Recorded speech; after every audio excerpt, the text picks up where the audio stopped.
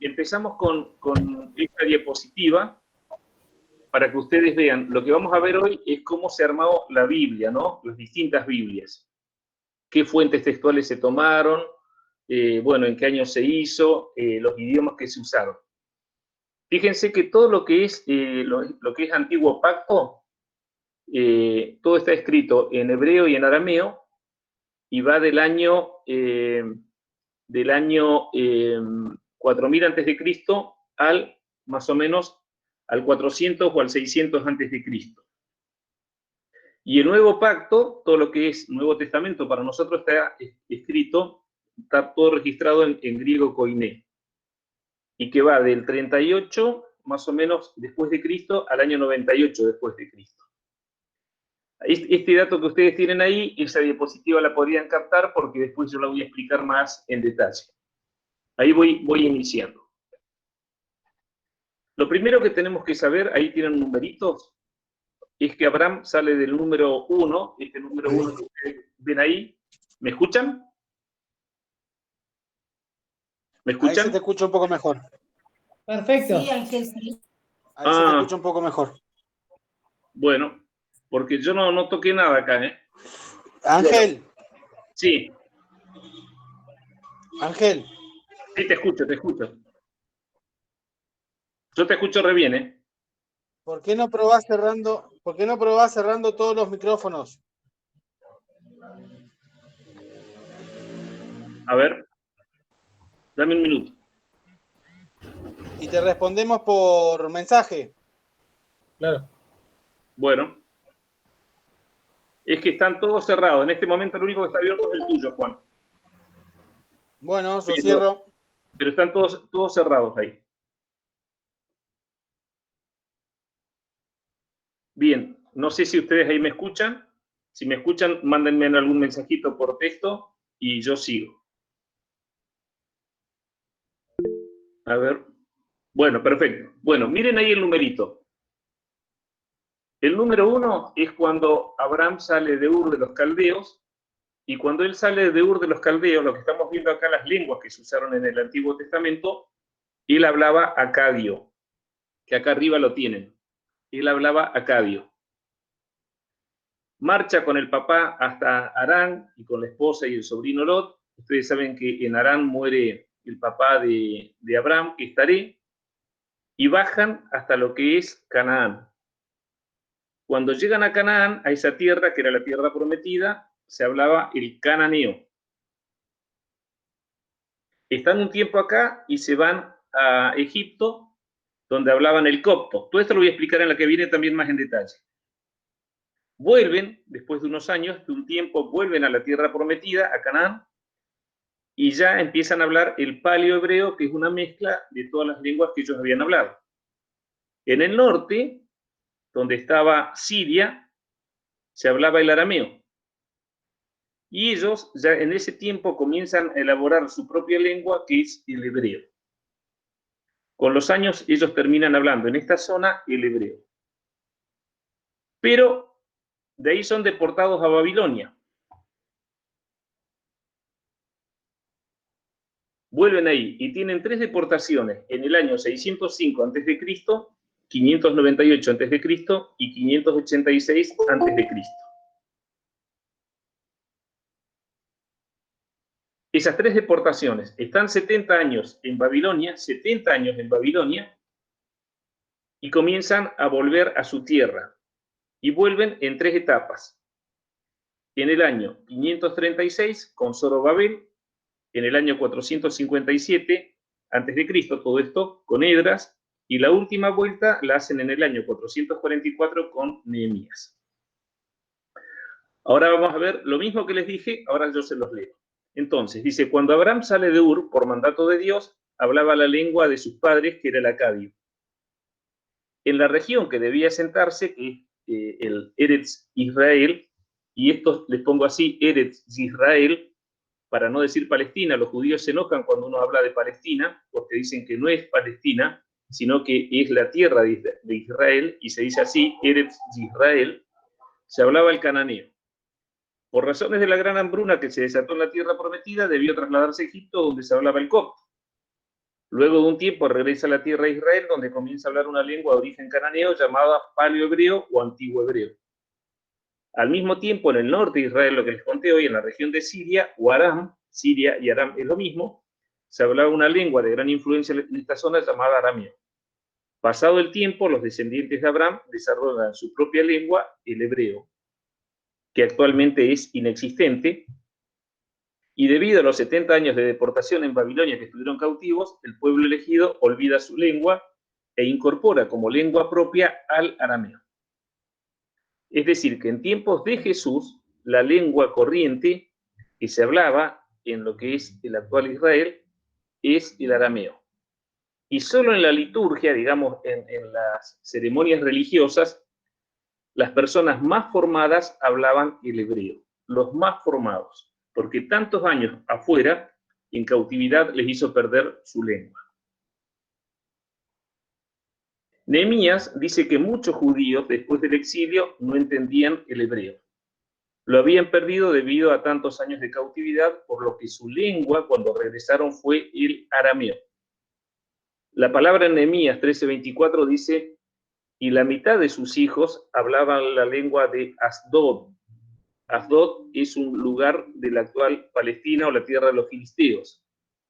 Y esa lengua era filisteo o arameo, porque no sabían hablar judaico, dice Nehemías, sino que hablaban conforme a la lengua de cada pueblo. En Israel, la lengua cotidiana era el arameo, que fue también la lengua de Jesús. El hebreo era la lengua de los eruditos y de las escrituras.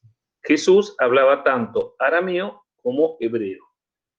En Lucas capítulo 4, versículo 17 al 18 y 20 dice: y se le dio el libro del profeta Isaías, los rollos eran en ese tiempo, y habiendo abierto el libro, halló el lugar donde estaba escrito: el Espíritu del Señor está sobre mí. Y enrollando el libro, lo dio al ministro y se sentó, y los ojos de todos en la sinagoga estaban fijos en él. Cuando Jesús en la sinagoga de Nazaret lee a Isaías 61, él está leyendo esto escrito en el rollo que estaba escrito en hebreo. Digamos que Jesús hablaba la lengua corriente de ese tiempo, que era el arameo, pero como era una persona formada, también hablaba hebreo. Que hebreo también hablaban muy pocos, y eran, por ejemplo, los fariseos. Existen pruebas firmes de que Jesús usó el arameo, pues los evangelios preservan algunos de sus dichos directos, y unos pocos que yo cito acá son, y al lado está la referencia bíblica, no lo leo para que no se haga tan largo, pero por ejemplo cuando él le dice a la niña que había muerto y la resucita, le dice Talita Kumi, o cuando dice Éfata, o Abba Padre, ¿no? Raboní, Cefas, que viene de la palabra que es del arameo, que es Kefas, Bar Jonás, o hijo de Jonás, Boanerges, Tomás y Bernabé, que son nombres arameos, Maranata, cuando él en la cruz clama Eloi, Eloi, lama sabactani. Bueno, todos esos es en arameo. Digamos que el pueblo en general hablaba el arameo porque ya habían perdido la lengua tantos años de cautividad. El hebreo lo hablaba solamente la gente más formada. Por los soldados romanos que habían invadido Israel se hablaba el latín, y por la influencia griega anterior se hablaba el griego. Así que todas esas lenguas se manejaban para que ustedes tengan una idea. Pero el pueblo común hablaba arameo. El arameo fue el idioma común de los judíos de Eretz Israel en el primer siglo. Cuando el Nuevo Testamento usa la palabra hebreo para hablar, no para leer, para hablar de un idioma, generalmente significa el idioma hablado por los hebreos, es decir, el arameo, aunque no el idioma hebreo como tal. En Juan 19 al 20 dice: Pilato también escribió un letrero y lo puso sobre la cruz, y estaba escrito: Jesús el Nazareno, el Rey de los Judíos. Entonces muchos judíos leyeron esta inscripción, porque el lugar donde Jesús fue crucificado quedaba cerca de la ciudad, y estaba escrito ese cartel que decía, estaba en hebreo, en latín y en griego, porque era, les vuelvo a repetir, las lenguas que se hablaban ahí. Después en Hechos 21:40 dice, y cuando él se lo permitió, Pablo, estando en pie en las gradas, hizo señal con la mano al pueblo y hecho gran silencio, habló en lengua hebrea. Acuérdense que Pablo era un rabino, era una persona muy formada, y Pablo seguramente hablaba la lengua del pueblo, que era arameo, pero también leía las escrituras que estaban en hebreo. El papá era de nacionalidad romana, por lo tanto ha hablado latín, y venía de un lugar donde de gran influencia, por lo tanto también ha hablado griego. En Hechos 22:2 dice, y al oír que les hablaban en lengua hebrea, guardaron más silencio. Todos estos textos lo que nos están mostrando las lenguas que en aquel tiempo se hablaban en Israel. No hay evidencia de que los discípulos de Jesús predicaran en el idioma hebreo, porque no eran personas formadas, y Pablo no fue discípulo de Jesús, después fue.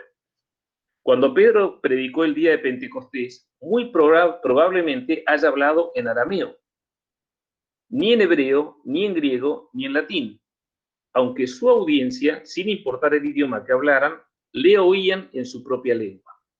Fíjense qué curioso esto, porque el día de Pentecostés, cuando Pedro sale y habla a la multitud que se convierte en 3.000, Pedro habló en su lengua, el arameo, pero lo llamativo era que la gente que estaba, y habían de distintas nacionalidades, todos le entendían en su idioma. En el camino a Damasco, Jesús habló con Saulo en el idioma de los hebreos. Dice en Hechos 26, capítulo 14, en la NBI y en la traducción al lenguaje actual, dice, y después de que todos caímos al suelo, oí una voz que me decía en el idioma hebreo, Saulo, Saulo, ¿por qué me persigues? Dura cosa te es dar coces contra el aguijón. Aquí quizá no se trate de arameo, y sí del antiguo hebreo, por la simple razón que nadie aclara en qué lengua habla cuando lo hace en lengua vernácula. Y además tanto Jesús como Pablo, que era rabino, hablaban hebreo antiguo. También el griego parece que tenía mucha difusión, ya que muchos de los nuevos creyentes eran helenistas, es decir, de habla griega, como traduce la Biblia de las Américas en Hechos 6:1. Los 7 servidores escogidos para manejar los asuntos prácticos de la iglesia, ¿se acuerdan? Los 7 diáconos tuvieron nombres griegos, eso está en Hechos 6:5. También 2 de los 12 apóstoles son conocidos por sus nombres griegos, que son Andrés y Felipe. Está eso en Hechos 1:13. Hubiera sido imposible el predicar el evangelio en hebreo a gente no judía y al pueblo en general, con excepción de unos pocos judíos, porque acuérdense que el hebreo puro lo hablaba solamente la gente más instruida de Israel. Por eso los sacerdotes hablaban el hebreo y el arameo, porque era la lengua común del pueblo. En la época de Jesús emplearon el hebreo antiguo solo para investigación erudita y en la liturgia de las sinagogas, pero no para conversar ni predicar, tal como la Iglesia romana utilizó el latín hasta la década del año 1960. Después está la lengua que se llama siríaco, también llamado asirio-caldeo, que es un conjunto de dialectos del arameo. El arameo ha existido al menos desde el siglo XII a.C. y ha evolucionado con el correr de los siglos, mientras que el siríaco hizo su aparición durante el periodo helenístico y no tuvo una escritura propia sino alrededor del siglo I después de Cristo, en que se creó la escritura siríaca, la cual proviene del alfabeto arameo. Digamos que el siríaco es otra lengua que es un dialecto del arameo.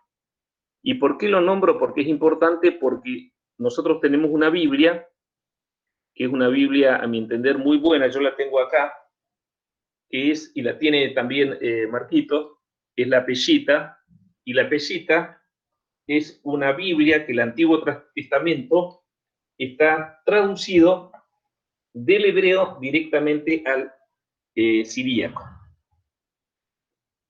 Que yo después, sobre el final, les voy a mostrar algunas cosas que tiene la Peshita que son muy interesantes. Hebreo antiguo y hebreo actual. ¿Por qué es importante saber esto, hermanos? Porque en la actualidad, por ejemplo, uno tiene cursos para aprender hebreo y uno piensa que con el hebreo que aprende puede aprender a leer los escritos antiguos. Y en cierto modo ayuda, pero no es lo mismo. Lo mismo que con el griego. El griego de las escrituras no es el griego actual. Y ya lo voy a ir mostrando eso. El hebreo tiene casi 3000 años de historia escrita, a lo largo de los cuales se han dado diversos procesos de cambio lingüístico, por lo que el hebreo antiguo y el hebreo moderno, más que una única lengua, son más bien dos lenguas emparentadas, sobre todo si se tiene en cuenta que durante muchos siglos el uso del hebreo antiguo quedó limitado a la literatura, a la liturgia y a la academia, por lo que no tuvo la evolución continua y constante que suelen tener las lenguas con su uso a lo largo del tiempo. Acá tenemos 4 etapas de la lengua del hebreo antiguo, no del hebreo que se habla ahora en Israel, del antiguo, del que habló Abraham cuando se asentó en la tierra de Israel, aún cuando volvió de Egipto y se asentó ahí. Entonces, eso lleva más o menos, la evolución del hebreo antiguo más o menos lleva unos 1400 años, que ustedes los ven ahí. Los hebreos que surgieron en esas etapas, en esos 1400 años, yo los cito, es el hebreo bíblico arcaico, el hebreo bíblico tardío, el hebreo de los rollos del Mar Muerto y el hebreo de la Mishnah. Luego de un periodo de decadencia que se había iniciado con las últimas de las guerras judeo-romanas, los judíos y los romanos tuvieron 3 guerras, y la última guerra fue la rebelión de Bar Kokhba, esa que está ahí, que yo alguna vez ya hablé de esto, y su posterior exilio de la población judía y prohibición de la religión durante el siglo IV después de Cristo, que es en el periodo bizantino, el idioma hebreo, el hebreo como tal, desaparece como lengua de uso común. Su lugar lo ocupa el arameo, que ya coexistía con el hebreo. Lo que nosotros tenemos que tener claro es que el hebreo fue una lengua que se desarrolló cuando ellos estuvieron en Israel. Cuando son llevados cautivos a Babilonia en los 70 años esos, ellos dejaron de hablar su lengua. Y cuando vuelven a Israel, vuelven hablando el arameo, que no era su lengua, era la lengua de Babilonia y la lengua de los asirios. Y el hebreo antiguo, el que hablaban sus abuelos, sus padres, solamente lo hablaba la gente muy formada o los sacerdotes. Durante la diáspora judía, las lenguas principales del pueblo judío, además de las sociedades en las que vivía, fueron. Esto es cuando los judíos se empiezan a dispersar por el mundo. Para que ustedes sepan, el yiddish, en el caso de los judíos askenazis, que son provenientes de Europa Central y del Este. Esto es mucho más contemporáneo, ya fuera de los tiempos de Jesús. Cuando se comienza a dar ya la gran dispersión judía, que los judíos se comienzan a desparramar por el mundo y dejan su tierra, este es el lenguaje que hablaban el yiddish, que es el de los judíos askenazis, que son, digamos, podríamos decir, los judíos que estaban asentados en la zona de Alemania. Otro idioma que hablaban era el ladino, se llama así, ladino, que son en el caso de los judíos sefardíes. Los judíos sefardíes son los que estaban asentados en España. Entonces, cuando se da la gran dispersión, que por eso después viene el nazismo y encuentra judíos en España, encuentra judíos en Alemania, encuentra judíos en Rusia, bueno, el yiddish era la lengua de los judíos que vivían en la zona de Alemania.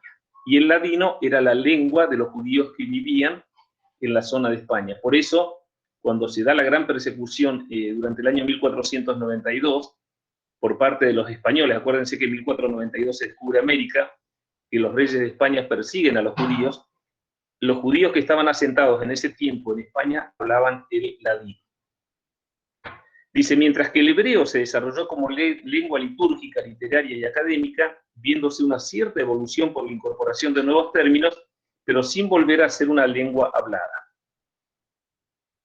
Esto recién comienza a cambiar a fines del siglo XIX y la primera aliyá, que fue en el año 1812-1903.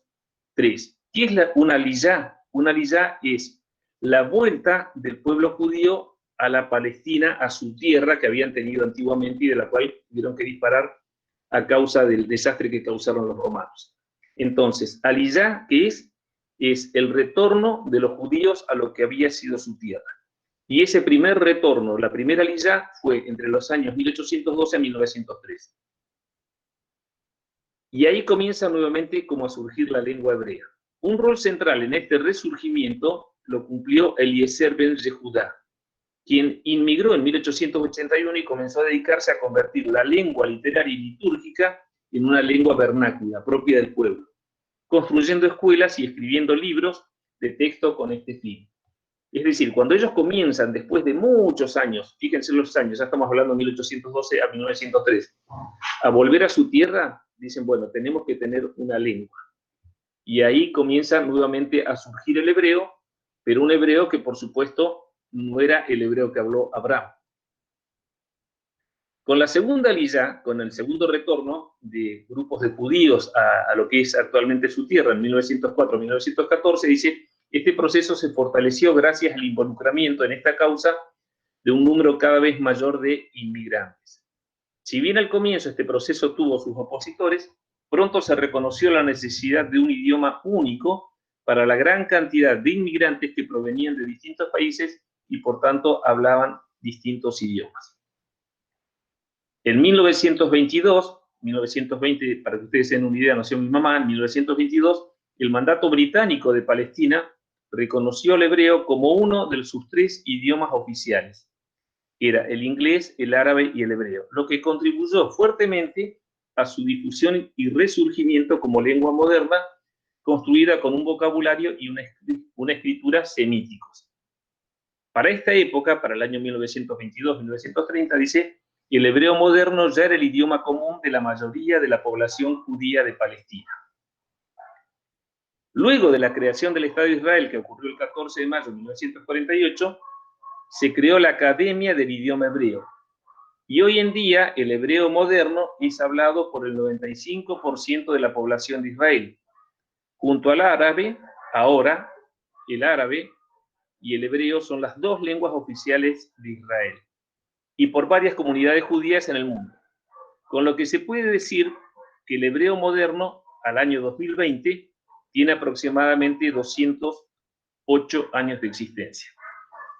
Toda esta explicación para que ustedes sepan, digo, de que el hebreo que habló Abraham, el hebreo no es el mismo que el que se habla actualmente. Por eso les digo, si hay cursos de hebreo y uno muchas veces se quiere aprender, y uno sí va a aprender y si lee algo de escritura antigua va a entender algo, pero no todo. Porque el hebreo moderno no tiene prácticamente nada que ver con el hebreo antiguo. Pero siempre ayuda, por supuesto. Y lo mismo pasa con el griego antiguo y el griego moderno. Eso es simplemente para que ustedes vean las lenguas. Bueno, lo que vamos a ver ahora es cómo los materiales que se usaron para escribir los textos sagrados. Yo comencé ahí por otros materiales porque, por ejemplo, los 10 mandamientos se escribieron en piedra. Después se usó el papiro, que es un vegetal. Después se empezó a usar el pergamino, que era de cuero animal, y en ese cuero animal que se secaba se escribía. Y finalmente se usan los códices o códex, que pueden ser en papiro o en cuero animal, pero tienen la forma de libro. El códice, que viene del latín codex, es uno de los formatos del libro. Se compone de cuadernos plegados, cosidos y encuadernados. Y habitualmente se puede escribir en ambos lados de cada hoja, denominadas páginas, que pueden numerarse. Aunque técnicamente cualquier libro moderno es un códice, el término se utiliza comúnmente para libros escritos a mano, manuscritos, en el periodo previo a la imprenta, es decir, hasta el fin de la Edad Media. ¿Por qué hago esta aclaración? ¿Por qué es importante saber esto? Porque las Biblias, van a ver que nuestras Biblias se basan en códices, y cuando hablamos de códices, tenemos que saber que era un tipo de material que se usaba en aquel tiempo para escribir. Entonces, los 10 mandamientos en piedra, otros escritos fueron en papiro, en un tipo de papel vegetal. Después se escribió en cuero de animal. Y después ese cuero de animal se le empieza a armar como libritos y se escribe ahí. Bueno, estos códices son los que se descubren en Qumran y en otros lugares, y de los cuales se empieza, y el pergamino también, para escribir las Biblias actuales. Por eso es importante manejar la terminología. Y acá tenemos un volumen, el rollo y los códices. ¿Ven? El volumen podría haber estado escrito en papiro, en vegetal, El rollo, cuando Jesús dice que abrió el rollo y leyó en la sinagoga de Nazaret a Isaías 61, probablemente era un pergamino. Y lo que ven abajo, que está acá, es un códice. Es un libro que está encuadernado, que se podía escribir de ambas partes y se podía escribir de ambas páginas, y normalmente era cuero, normalmente. Pero cuando hablamos de códices o códex, es para que ustedes se den una idea, esta imagen que ustedes tienen acá. Hago toda esta introducción para lo que voy a enseñar ahora y sepan de qué estamos hablando. Fuentes para la traducción del Antiguo Testamento. ¿Cuáles son las fuentes? ¿Qué fue lo que alimentó a los escritores para armar lo que es nuestro Antiguo Testamento? Principalmente 4 son las fuentes para la traducción del Antiguo Testamento. 2 códices que son textos masoréticos, que ahora voy a explicar qué es todo eso. Entonces tenemos 2 códices, son 2 especies de libros con hojas en cuero, y uno se llama el Códice o Codex Alepo y el otro Codex Leningradense o de San Petersburgo. Esto es importantísimo porque estos libros que se descubrieron, que se encontraron, estos códices, con algo más que yo voy a mostrar ahora, son con los que se armó el Antiguo Testamento que nosotros conocemos. Entonces, el Codex Alepo y el Codex Leningradense. Existen otras 2 fuentes que confirman lo de los códices anteriores. Digamos que estas 2 fuentes que voy a mostrar ahora confirman los escritos anteriores, para decir las escrituras son válidas. Que son la Septuaginta y los rollos del Mar Muerto que se encuentran en Qumran en el año 1948. La Septuaginta, para los que están en el grupo Conectados a la Vid, Pablo subió un audio mío el otro día que yo explicaba qué era esto. La Septuaginta fue escrita entre el año 285 a.C. y el 100 a.C. Y tenía los textos hebreos, los textos sagrados hebreos, escritos en griego. Porque la población que vivía en Egipto, judíos que vivían en Egipto, no hablaban el hebreo, tampoco hablaban el arameo, y hablaban el griego, que era la lengua normal para comunicarse y sobre todo para negocios y relaciones internacionales. En el año 1948, miren que cerca de nuestro tiempo, se encuentran en Qumran, que ahora voy a mostrar qué es, unas cuevas donde encuentran otros escritos que están avalando a estos 2 códices, el Códice Alepo y el Códice Leningradense. Estos son material fundamental y de sumo respeto en el ámbito de los eruditos bíblicos para la construcción de las Biblias que nosotros usamos hoy. Entonces, la Septuaginta y los rollos del Mar Muerto le dan fortaleza, o dicen lo que dice los códices Alepo y el Códice Leningradense, es cierto. Bueno, las respalda. Y con estos 4, con el Códice Alepo, el Códice Leningradense, la Septuaginta y los rollos del Mar Muerto, es lo que se construye el Antiguo Testamento nuestro.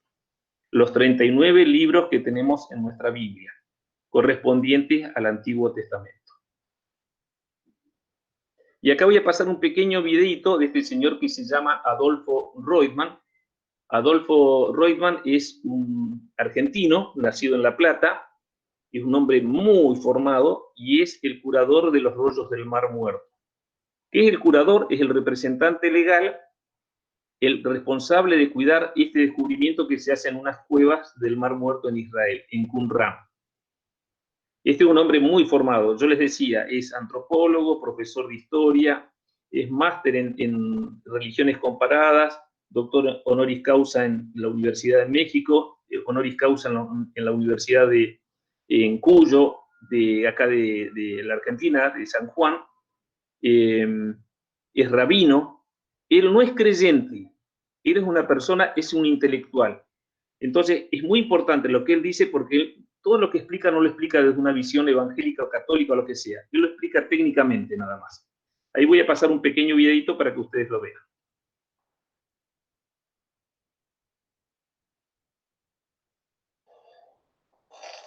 Si hablamos específicamente de manuscritos bíblicos, hasta este descubrimiento por los beduinos, los manuscritos eran todos medievales, en hebreo.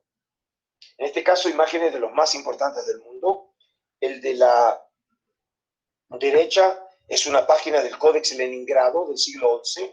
Hoy se llama Códice de San Petersburgo. Y es la Biblia hebrea más antigua completa en el mundo. Siglo XI, la más completa. Y de la izquierda es una página del Códice de Alepo. Alepo es una ciudad, o lo que queda de la ciudad, en Siria, lamentablemente, con la guerra civil. Pero el Códice nació en Tiberíades, en la Galilea, en la tierra de Israel, del siglo X. Y sea casualidad o no, también lo tengo en mi colección. Como le aclaraba Adrián, cuando digo mi colección, no soy el dueño. Si fuera el dueño, me compro colmas. ¿Sí? Soy simplemente el curador. Del siglo X y es considerado el manuscrito bíblico medieval más perfecto del mundo. Digamos, en donde hay una correlación entre la tradición masorética. ¿Qué significa? ¿Ven esta parte? Estas son los footnotes escritos por Aarón ben Moshe ben Asher, el sabio masorético, en donde anota, ¿no?, las notas académicas sobre el texto. Y el texto, que es lo que llamamos el texto hoy fijado por la tradición, el texto Receptus en latín, es el texto considerado el más preciso en el mundo. Por eso el enorme prestigio que tiene este códice a nivel mundial. Por la precisión incluso superior al del códice de Leningrado. Pero el Leningrado está completo, alguna vez estuvo completo, pero hoy ya no. Ahora, antes de ese texto, teníamos manuscritos más antiguos, pero no en la lengua hebrea. Por ejemplo, este es uno de los más importantes del mundo, el Codex Sinaiticus, hallado por von Tischendorf en Jebel el Musa, que es el monasterio de Santa Caterina a fines del siglo XIX. Es un manuscrito escrito en griego que contiene la Biblia hebrea en su traducción de la Septuaginta o la versión griega hecha en Alejandría entre el siglo III y el siglo I de nuestra era. Sí, es una traducción judía pero preservada por cristianos. Esta es la ironía de la historia. Y además contiene el Nuevo Testamento, porque es un códice cristiano de enorme importancia, siglo IV, pero obviamente es una traducción de la versión original en hebreo, con diferencias textuales, que obviamente no podíamos saber si son reflejos de un original perdido, de variantes textuales, o realmente equivocaciones o incluso exégesis de los copistas. Bueno, miren, hermano, acá la importancia de esto, ¿no? Porque en función de lo que ustedes tienen en pantalla, con esos códices, y ahí tienen el librito, que era el libro con hojitas de cuero, el Códice de Alepo, dice Reutemann, que es uno de los considerados más veraz. No es tan antiguo como otros documentos que se encontraron después y en los cuales se basan otras Biblias, que se hacen otras Biblias. No es tan antiguo, pero lo que tienen este código es que se considera muy puro. Si bien no es tan antiguo, digamos, de más cerca a Cristo, sino más alejado de Cristo es esto, pero con esto se tiene la certeza de que el texto no ha sido tocado. Hay otras Biblias, que ya lo voy a mostrar, que trabajan con otros códices, como es el Sinaítico o como es el Códice Vaticano, que es más antiguo. Entonces hay escritores que dicen esto es más válido porque es más cerca de Cristo. Pero existen dudas si ese texto no había sido tocado, como dice Reutemann, no sé si lo escucharon, que Reutemann dice quizá haya exégesis ahí, digamos, la opinión del que lo escribió. Y nosotros no tenemos que ir a la opinión del que lo escribió, tenemos que ir al autor. Por eso este códice de Alepo y el de Leningrado, o San Petersburgo ahora, son tan válidos, y sobre todo el de Alepo. Y dice que no está completo, y estuvo, dice, porque hubo un incendio y lamentablemente se perdió una parte. Pero todos los eruditos bíblicos saben el peso que tiene este escrito, este códice de Alepo, y qué es lo que le da respaldo a nuestras Biblias. Ahí sigo. Bueno, y acá está nuevamente lo que Reutemann explicó, lo que es el Códice Alepo, el Códice Leningradense, lo que es la Septuaginta, que también se escribe LXX, que en romano es 70, la versión de los 70, y los manuscritos del Mar Muerto. Simplemente leo los manuscritos del Mar Muerto que fueron hallados en 1948, dice, llamados así por hallarse en cuevas situadas en Qumran, a orillas del Mar Muerto. Son una colección de 972 manuscritos. La mayoría de los manuscritos datan entre los años 250 a.C. al 66 después de Cristo, antes de la destrucción del segundo templo de Jerusalén por los romanos en el año 70 después de Cristo a manos del general romano Tito. Bueno, estas son las fuentes de nuestro Antiguo Testamento. Bien, miren esto. Acá empezamos a hablar de algo que todavía no han escuchado, algunos conocen porque sí que han estado estudiando, Textus Receptus versus texto crítico.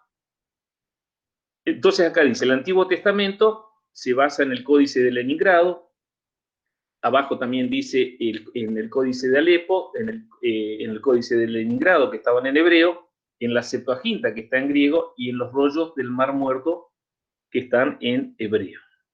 Esas son imágenes para que vaya quedando porque sé que se está grabando y va a quedar después para estudio. Ahora, hay dos posiciones para considerar cuáles son los mejores manuscritos que preservan el texto bíblico original del Nuevo Testamento en griego.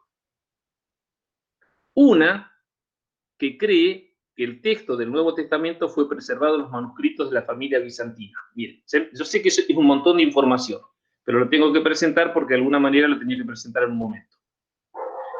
Lo del Antiguo Testamento ya quedó firme, digamos. Está basado en el Códice Alepo, en el Códice de Leningrado, y a ellos los respaldan la Septuaginta y los rollos del Mar Muerto. Ahora estamos hablando de cómo se construyó el Nuevo Testamento. Hay dos posiciones. Uno, que los textos se basan en documentos de lo que se llama la familia bizantina, y otro de lo que se llama la familia alejandrina. Leo. Una que cree que el texto del Nuevo Testamento fue preservado en los manuscritos de la familia bizantina, siendo quizá, aunque está en discusión, el Textus Receptus la mejor representación de esta línea textual. Los manuscritos bizantinos son mayoría, digamos, hay muchos documentos de estos, por eso se los llama texto mayoritario, pero son más recientes y más alejados del original.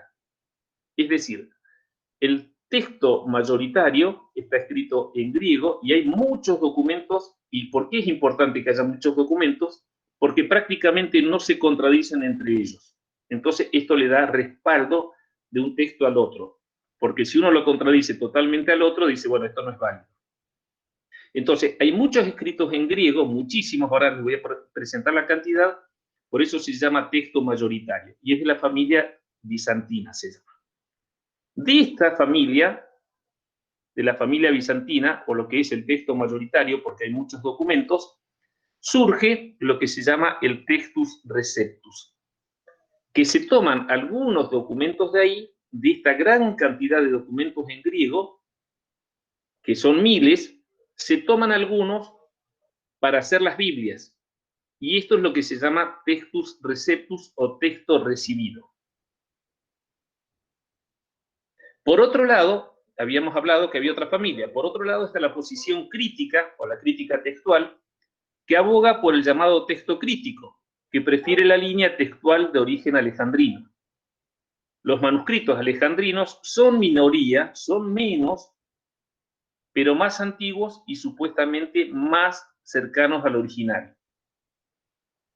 ¿Qué está diciendo esto? Reutemann dice lo contrario.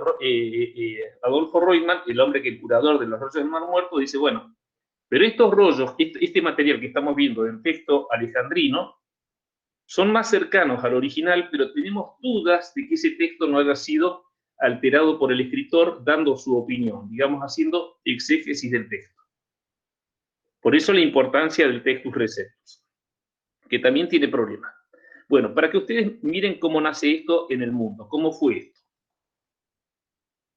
En Jerusalén estaban los escritos, el texto en hebreo, y eso se llevó a lo que actualmente es Turquía, la región de Antioquía, y eso es lo que se llama texto bizantino, o el Textus Receptus. De acá sale, de los escritos que se hicieron en Jerusalén en texto hebreo.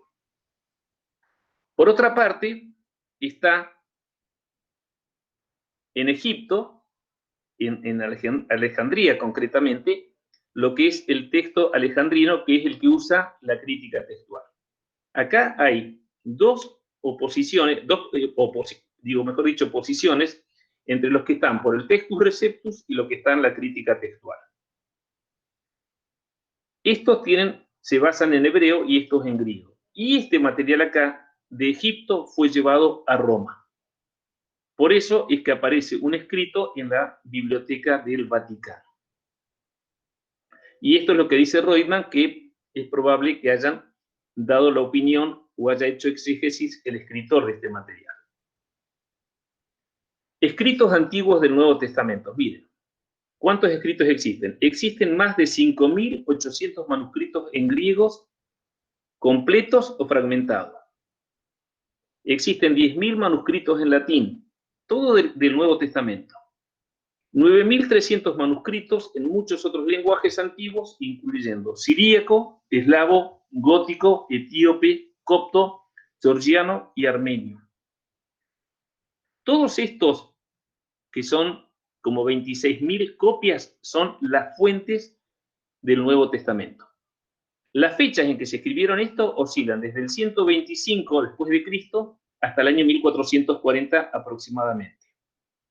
Para que ustedes tengan una idea, el material con el cual tuvieron que trabajar los escritores bíblicos, más o menos de 26.000 documentos para armar lo que es nuestro Nuevo Testamento.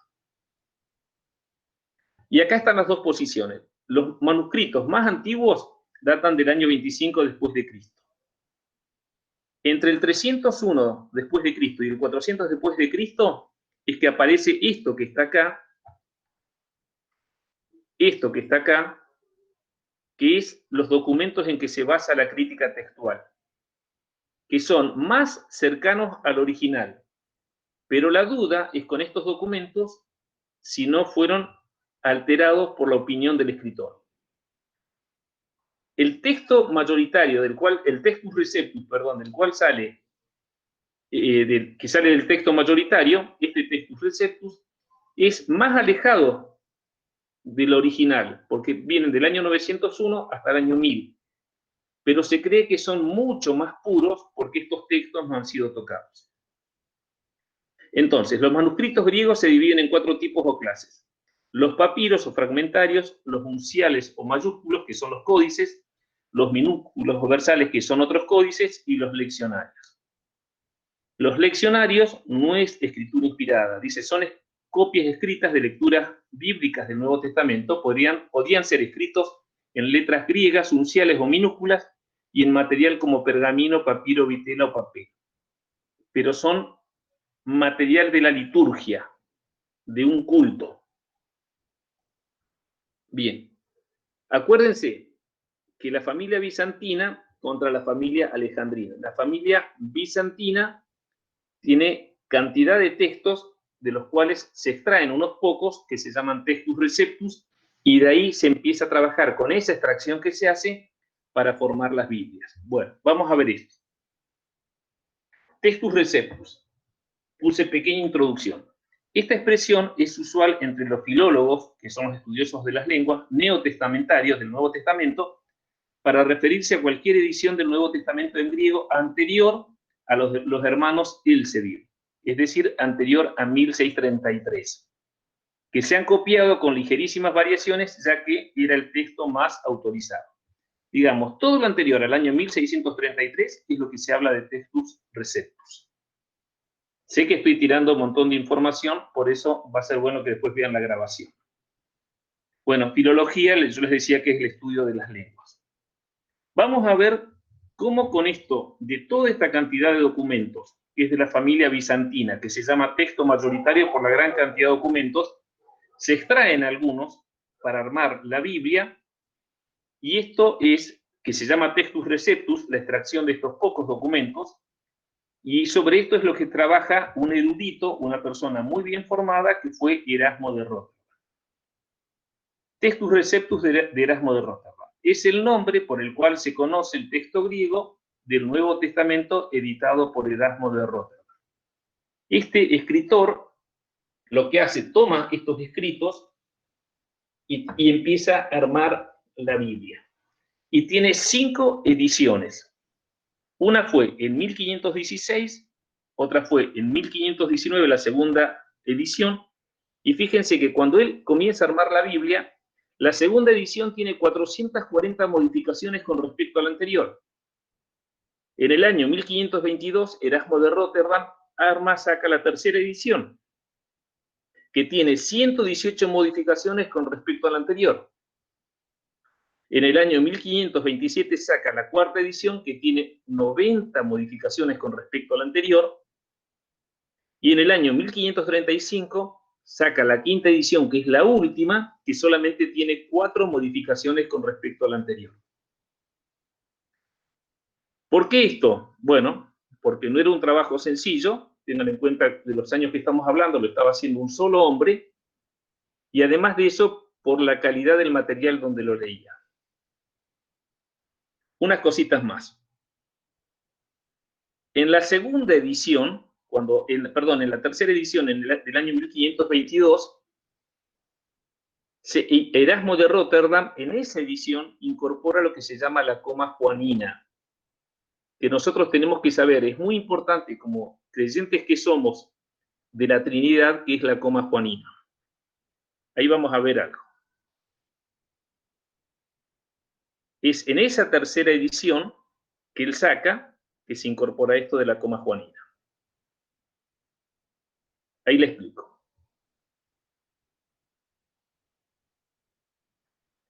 Fíjense cuando la Biblia en 1 de Juan 5 del 7 al 8 dice, porque 3 son los que dan testimonio en el cielo. Si ustedes agarran una Reina Valera 1960, dice, porque 3 son los que dan testimonio en el cielo, el Padre, el Verbo y el Espíritu Santo, y estos 3 son uno, y 3 son los que dan testimonio en la tierra, el Espíritu, el agua y la sangre, y estos 3 concuerdan. La parte resaltada en amarillo no debe ser considerada. ¿Por qué? Porque no pertenece al texto original escrito por el apóstol Juan.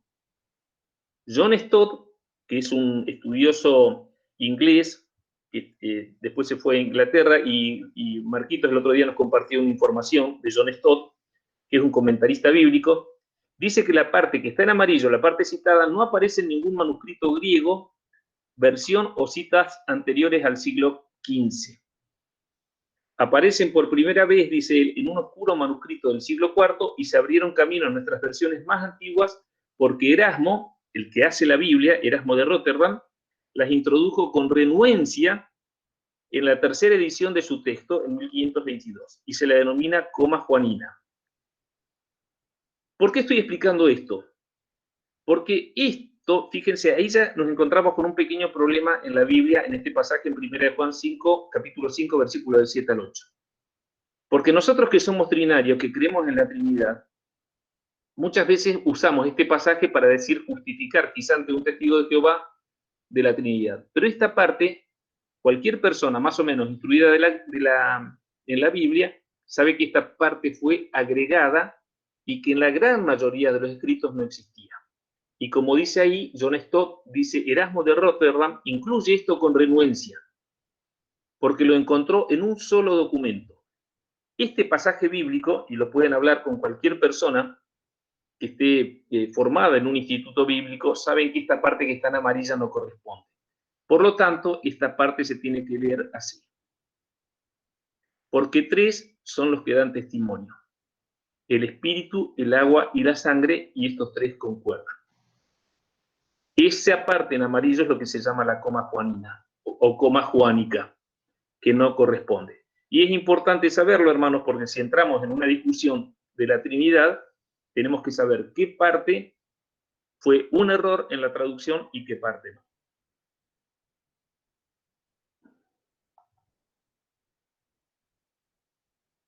Bien, entonces acuérdense que Erasmo de Rotterdam, ¿por qué es importante esto? Porque es de donde van a partir nuestras Biblias.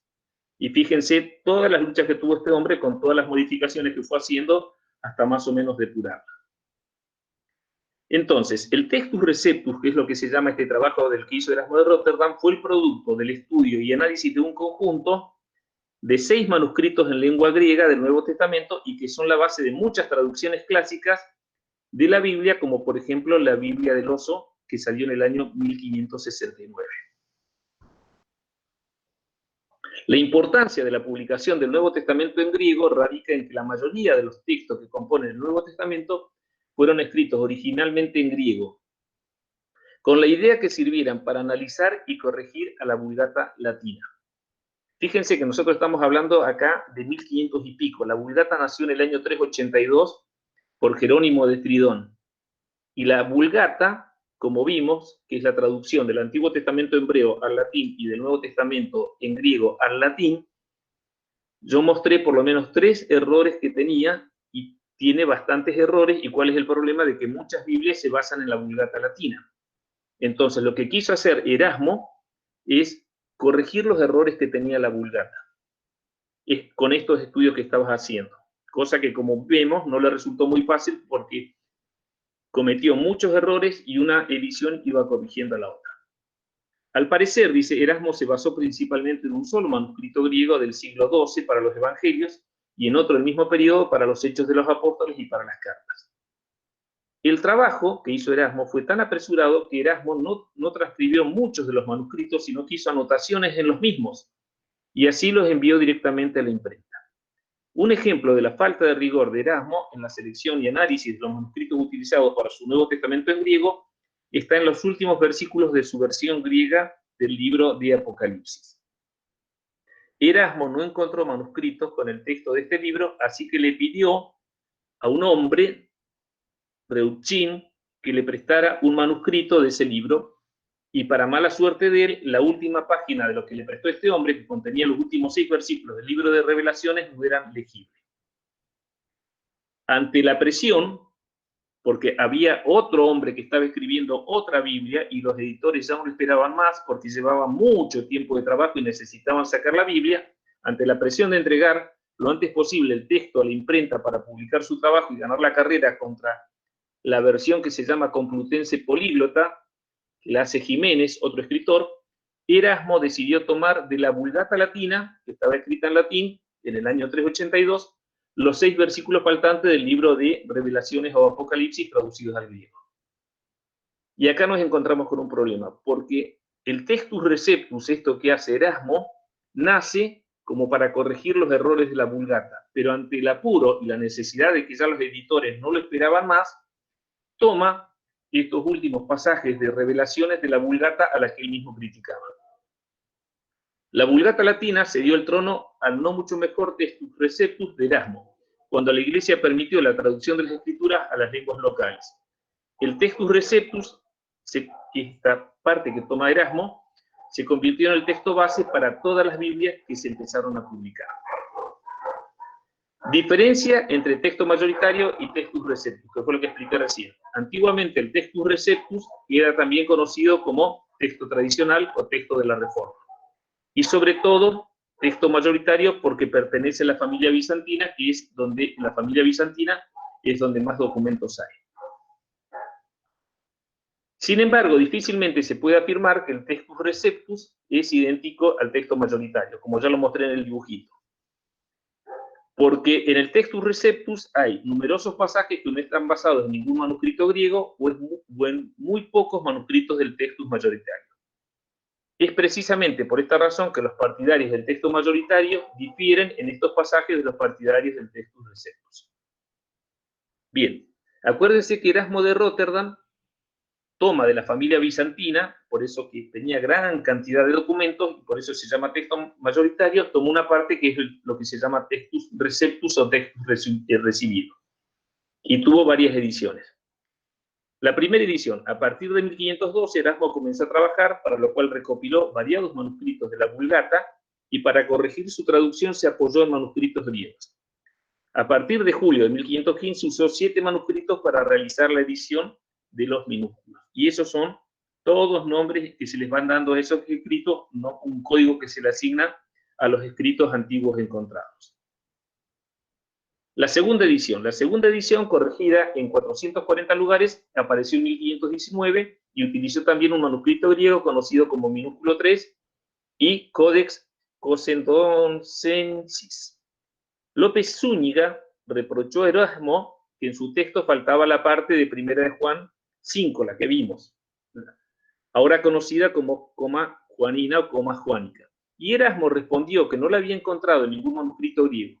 Erasmo prometió insertarla en ediciones futuras con la condición de que se encontrase un solo manuscrito en griego con esa frase. La segunda edición fue utilizada por Lutero, la segunda edición de lo que está escrito por Erasmo de Rotterdam, para su traducción de la Biblia al alemán.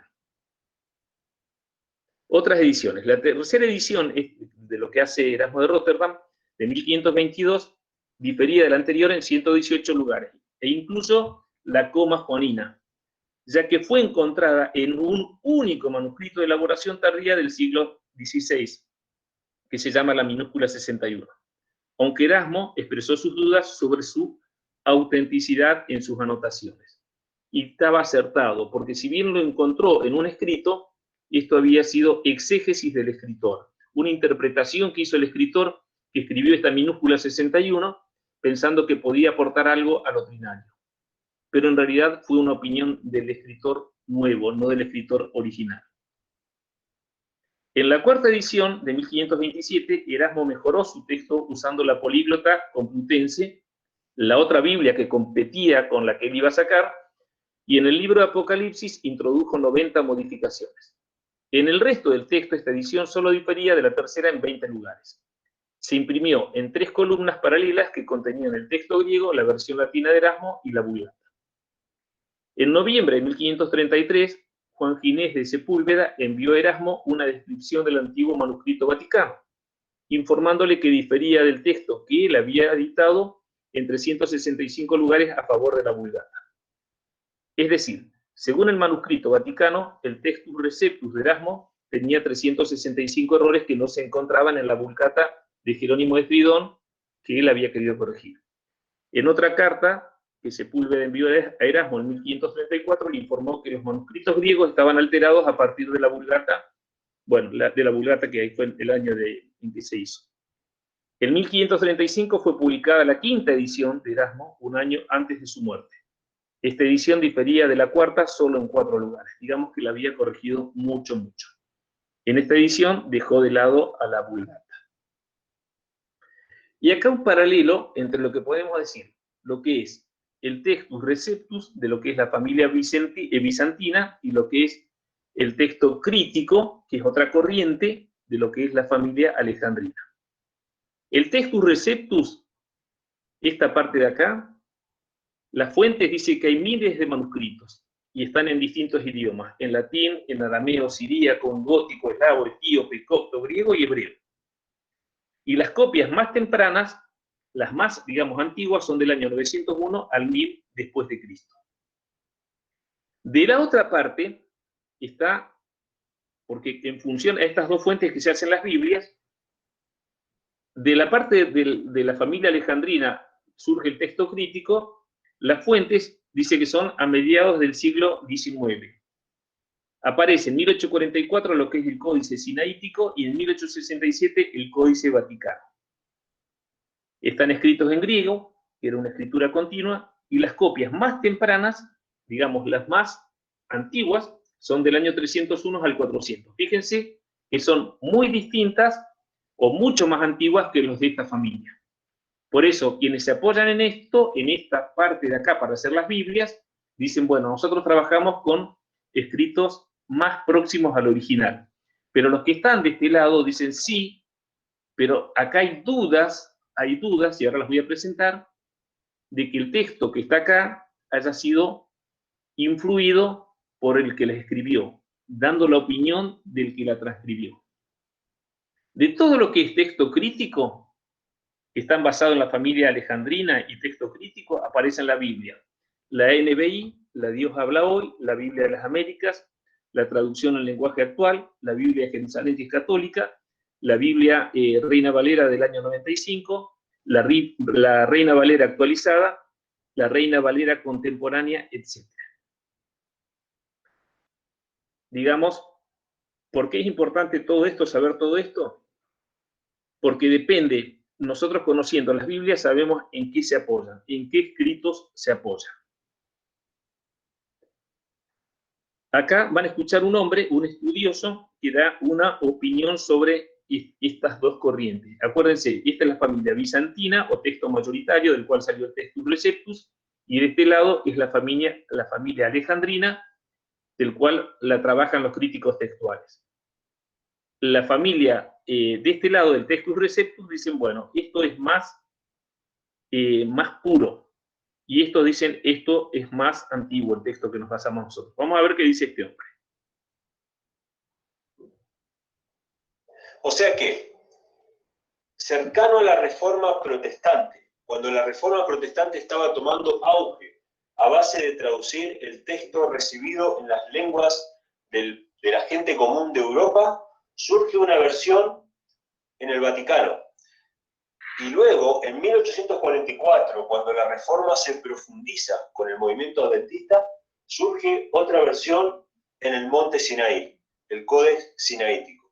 Y estos dos textos, las particularidades que tienen, son textos completos del Nuevo Testamento, pero tienen dos grandes ventajas según los críticos modernos. Una de ellas es que fueron escritos en griego, la lengua original, fueron escritos en griego, a diferencia de estos. Y la otra gran ventaja es que están datados en el siglo IV de la era cristiana, mucho más antiguos que estos. Interesante. Entonces, se considera a estos textos mucho más valiosos, estos textos del Nuevo Testamento, que fueron recién dados a la luz a mediados del siglo XIX, se consideran mucho más importantes por los críticos modernos que el texto recibido. El texto que tradicionalmente la Iglesia fue copiando y copiando y copiando y copiando, y que tiene toda una nube de testigos. Ahora, hay discrepancia entre el texto crítico y el texto recibido. ¿Cuál de los dos tiene razón? Bueno, ahí es donde empieza el debate, ahí es donde está la controversia, para saber cuál es la verdad o cuál es el error. Pero déjenme mencionarles simplemente algunas líneas para que ustedes tengan en cuenta. Lo primero es que, como dijimos anteriormente, los libros del Nuevo Testamento, cualquier libro en la antigüedad, era muy difícil y muy costoso de producir, muy difícil de obtener un libro. Y una vez que un libro se obtenía, si el libro realmente era útil, se utilizaba. No es como hoy en día que podemos tener una gran biblioteca, comprar libros, tenerlos ahí guardados y no leerlos. No, se utilizaban, y más si eran la palabra de Dios, si era el Nuevo Testamento. Había solamente una razón por la cual un texto podía no llegar a utilizarse y podía llegar a guardarse y esconderse en un lugar. Era que ese texto no fuera fiel al original, que fuera un texto defectuoso. De hecho, estos textos se los consideran textos defectuosos, que fueron guardados no en una biblioteca en el convento de Santa Catalina, sino en un depósito de libros. ¿Por qué lo guardaron? Bueno, básicamente porque cuando hay un texto defectuoso lo que se hace es tirarlo o quemarlo. Pero al contener las palabras de Cristo, era más fácil para ellos, para no quemar algo sagrado, guardarlo en una biblioteca o en un depósito y ver después qué se hacía con ello. De hecho, este Codex Sinaítico fue rescatado de un montón de basura que iba a ser desechada. Entonces, ¿por qué se preservaron durante 1500 años estos manuscritos? Porque no se utilizaron. ¿Y por qué no se utilizaron? Porque eran defectuosos. Porque no estaban de acuerdo al original que seguramente se tenía o se conocía en aquel tiempo. Por lo tanto, fueron descartados. Otra línea importante que tenemos que tener en cuenta es que estos dos manuscritos se los conoce como las versiones alejandrinas. Y justamente es en Alejandría, en Egipto, el lugar conocido como el centro de influencia del gnosticismo, de la filosofía, del espiritismo, y por lo tanto es muy probable que estas versiones del Nuevo Testamento hayan sido compiladas para tratar de unificar un poco más el pensamiento pagano con el pensamiento cristiano, ya que eliminó muchas declaraciones bastante duras que tenía el texto original. O sea, palabras de Cristo bastante duras hacia el pecado, y puntos de fe muy importantes como Jesucristo como Hijo de Dios, Jesucristo como Hijo Divino, etc. ¿sí? Entonces, hay muchas diferencias entre estos dos textos, y lo más probable es que el texto crítico haya sido un texto desechado, utilizado por los gnósticos o utilizado por los paganos que se estaban mezclando con los cristianos en aquella época, y hay quienes dicen que fue justamente una Biblia encargada por el emperador para tratar de conciliar el paganismo con el cristianismo. Hacer una Biblia ecuménica, una Biblia un poco más suave, que pudiera reconciliar las dos religiones, la falsa con la verdadera. Así que 1800 años después se salen a la luz estos dos codex, solamente 2 testigos contra miles, y hoy los críticos lo consideran mucho más importante por estos dos factores, porque está escrito en la lengua original, porque está completo y porque es el más cercano a las palabras de Cristo. Pero se pone en conflicto con los miles de testigos que dicen otra cosa. Entonces, ¿cuál de las dos versiones vamos a seguir? Vamos a dar algunos ejemplos. Del Textus Receptus vienen Biblias como la King James Version o Biblia del Rey Jacobo, una Biblia protestante que marcó las bases del protestantismo en Inglaterra, en Estados Unidos y bueno, en gran parte del mundo. La Biblia Reina Valera hasta el año 1909, solamente hasta aquí. Ya la Reina Valera 1960 ya tiene influencia del texto crítico, ya cambiaron algunas cosas en la 1960, ayornándolo al texto crítico. Si Dios quiere, en el próximo video voy a mostrar algunas diferencias entre los dos textos, ¿sí? Qué versículos omite el texto crítico y qué cosas aparecen en el texto recepto. Así que Reina Valera hasta 1909 es texto recibido, la Biblia de Lutero, y bueno, de muchos otros reformadores que tradujeron el texto recibido a la lengua común de cada uno de los países europeos a los que pertenecía. Guillermo Tyndale también. Y así. Son Biblias básicamente protestantes, ¿sí? Ahora, ¿qué Biblias vienen del texto crítico? Voy a mencionar solamente 3, pero en realidad hay muchas Biblias que vienen del texto crítico, muchas Biblias modernas, incluso las Reina Valera, las que son después de la década del 60, todas están influenciadas por el texto crítico, o sea, fueron retocadas basándose en los Codex Vaticanos y en el Codex Sinaítico. Vamos a mencionar solamente 3. La Nueva Versión Internacional, NBI, está basada en el texto crítico. Omite muchos pasajes que aparecen en la Reina Valera 1909 y 1960 también. Otra traducción, la Biblia de Jerusalén. Es una Biblia católica que hasta pastores adventistas, pastores protestantes, elogian esta Biblia. Sin embargo, es una Biblia basada en el texto crítico, que omite muchas partes importantes del Evangelio. Otra Biblia basada en el texto crítico es la traducción al Nuevo Mundo de las Sagradas Escrituras. Traducción al Nuevo Mundo de las Sagradas Escrituras. La Biblia de los Testigos de Jehová está basada también en el texto crítico. Así que bueno, esto es un pantallazo simplemente que yo quiero hacer para que ustedes empiecen a estudiar por ustedes mismos. El tema es más complejo. Quise hacer el video un poco más corto, la verdad es que no se pudo, un poquito más organizado. Pero para que ustedes tengan una idea, hay una lucha entre las traducciones del Nuevo Testamento. Hay una lucha espiritual que era ya en la época de los apóstoles, en la época de los primeros cristianos, y que se traslada hoy a los últimos días. Satanás ya no va a hacer quemas de Biblias.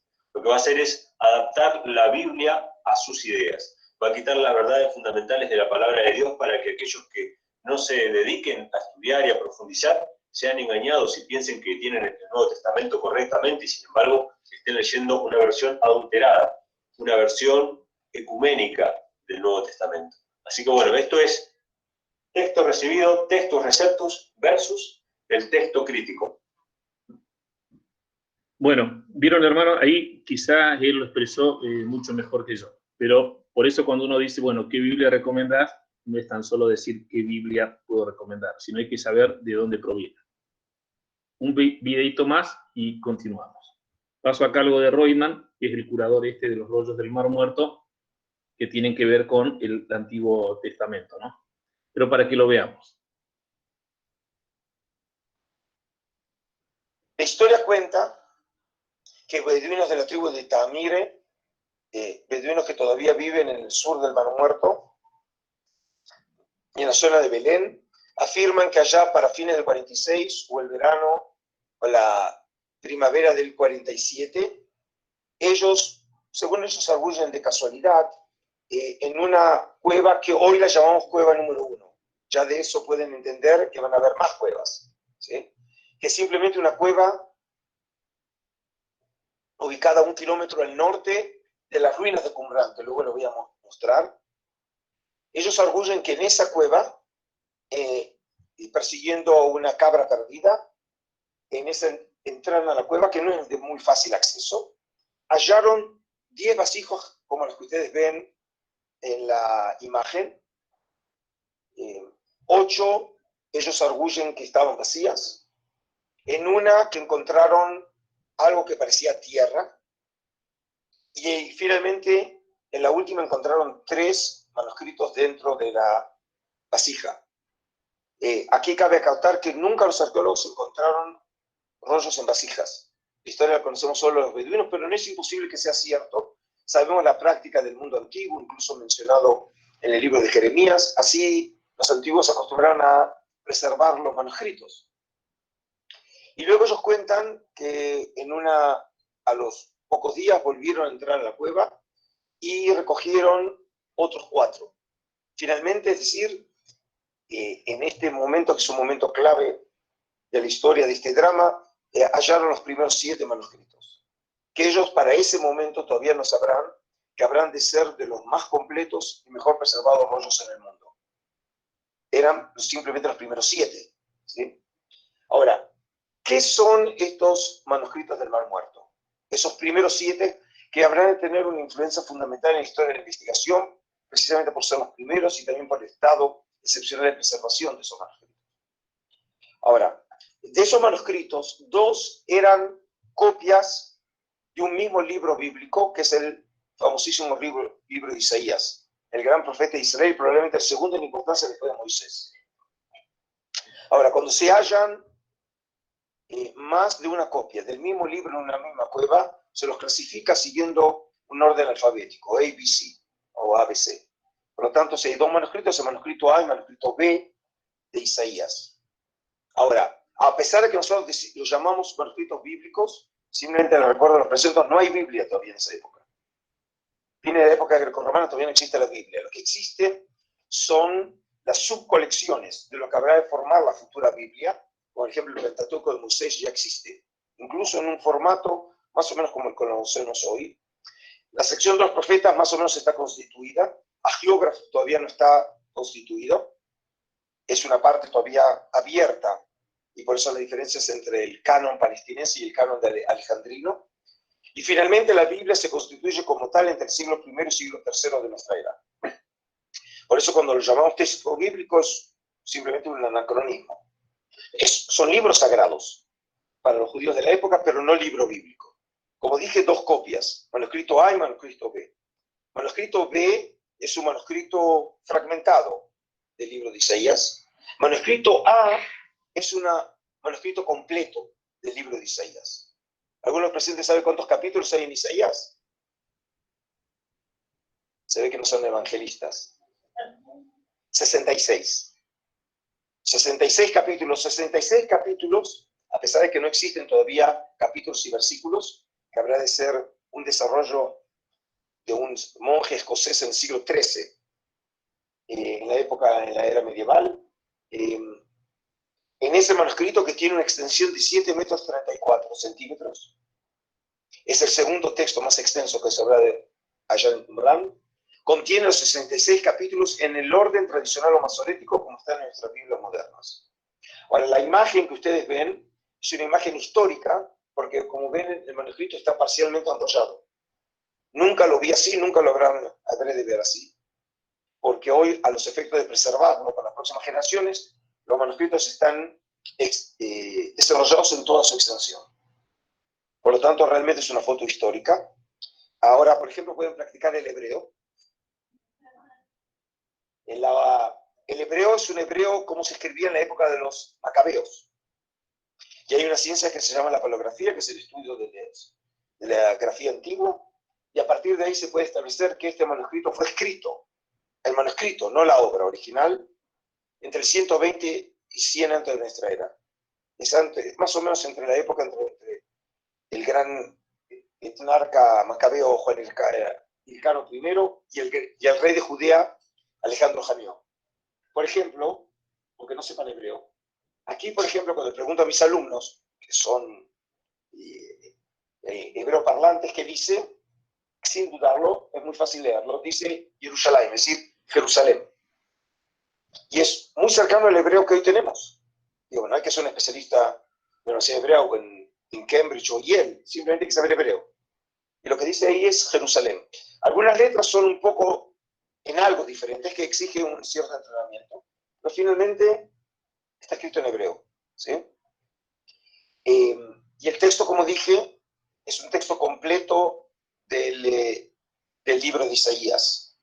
Ahora, para entender la enorme importancia de este descubrimiento, tienen que entender que antes de que existiera o sucediera este descubrimiento, el único texto que teníamos del mundo antiguo del texto bíblico, o por lo menos vinculado al mundo bíblico, es este fragmento, el papiro Nash, que contiene los 10 mandamientos y el Shema, que es donde está la declaración de la fe de Israel, en Deuteronomio 6, del 200, por ahí un poco más tardío, pero es más o menos fin del siglo III, comienzo del siglo II, era lo único que conocíamos de esa época. Y probablemente, aun cuando tiene fragmentos bíblicos, es un texto que tenía una función litúrgica, no es un manuscrito bíblico, pero por lo menos tiene citas del Antiguo Testamento, para los cristianos, ¿no? La Biblia hebrea para los judíos.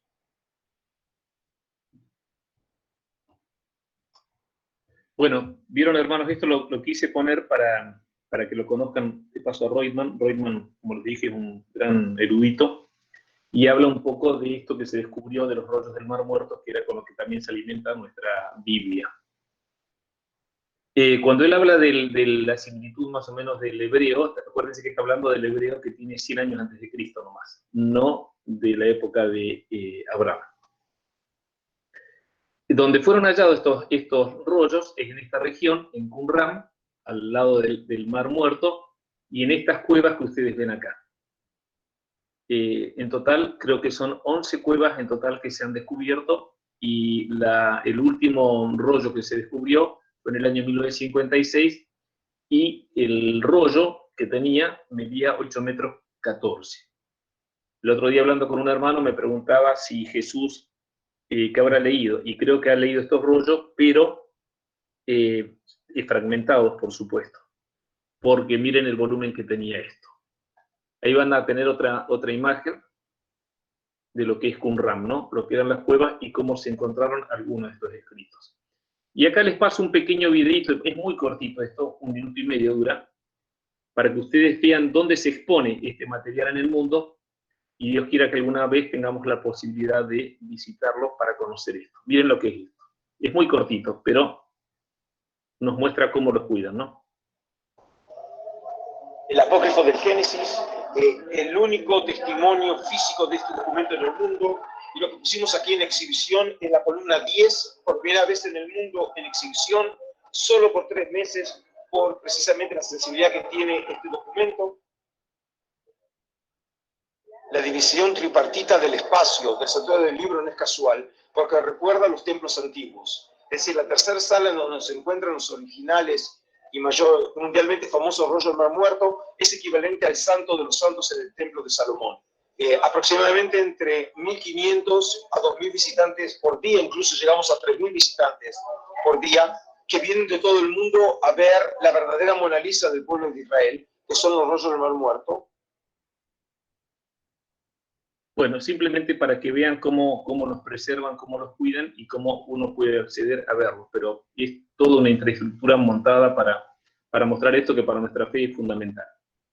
Bien, acá algo más de Textus Receptus y texto crítico. Bueno, un poco lo que decíamos acá, cómo nacieron, cuándo fueron descubiertos, y bueno, no quiero andar en esto para no demorarlo más, pero fíjense que acá tenemos esta información que les va a quedar en el video para que ustedes lo puedan ver. Algo más acá, dice que el Textus Receptus es el más usado contra de la crítica textual, que la duda que tiene es si los documentos que se encontraron fueron retocados o puestos a la opinión de los escritores. Lo que decía el hombre este que informaba sobre esto, dice que tiene un pensamiento más ecuménico, que hay partes que se obvian, sobre todo en lo que menciona Cristo, o partes duras de lo que puede ser el Evangelio, y acá muestra. Esto es lo que decía el señor este hoy. Del lado de Textus Receptus está la King James, que es muy buena Biblia, la Reina Valera hasta el año 1909, la Biblia de Lutero, la Biblia Tyndale, y la Reina Valera 1960, que tiene influencia tanto de la familia bizantina como de la familia alejandrina. Y bueno, y acá teníamos de este lado las Biblias que se basan en lo que es la crítica textual. Bueno, decíamos que la crítica textual se basaba en dos códices fundamentales. El códice sinaítico, dice que es escrito en griego, en escritura continua entre los años 330 y 350.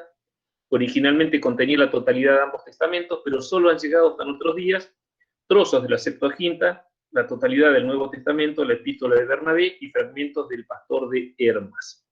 Lo que sugiere que estos últimos dos textos podrían haber sido considerados parte del canon bíblico por los editores del Codex. Fue hallado esto con lo que se basa la crítica textual, que son los únicos dos documentos, el Sinaítico y el Vaticano, en 1844 en el convento de Santa Catalina, en el monte Sinaí, que yo estoy poniendo ahí una foto para que ustedes lo puedan ver.